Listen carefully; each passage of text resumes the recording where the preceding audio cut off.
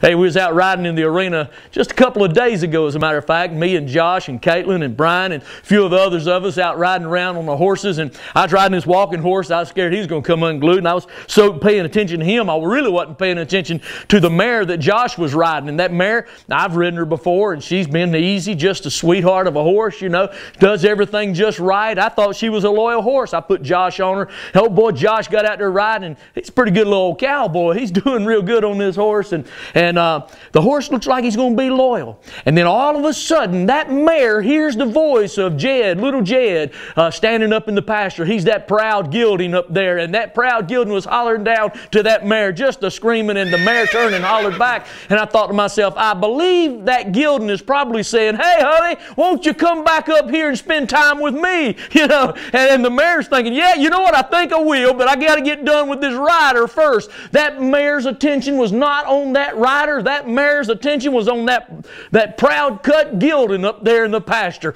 And boy, she took off across the arena this way, then she cut that way, and then she headed for the gate just as hard as she can run. And she's running, I'm saying, hold on to her, Josh, hold on. He's pulling back on the reins. He's bumping, he's pulling hard as he can, and the horse is gaining speed past the lope into a gallop, and he's charging the gate. And as he gets to the gate's closed, but as he gets to the gate, she dives into a buck and run. Man, she's bucking, jamming on brakes, kicking in high gear, and off goes Josh through the wild blue yonder as he dusted down into the dirt. It was a mess, boy. And you know what happened? You know what happened?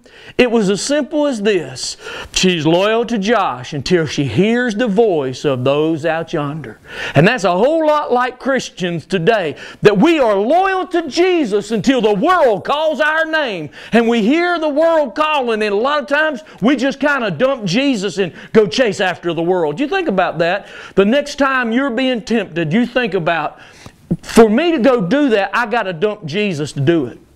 And then I come back to Jesus and say, Jesus, I'm sorry I did that. Let's get back together. Hey, the question is, are you loyal?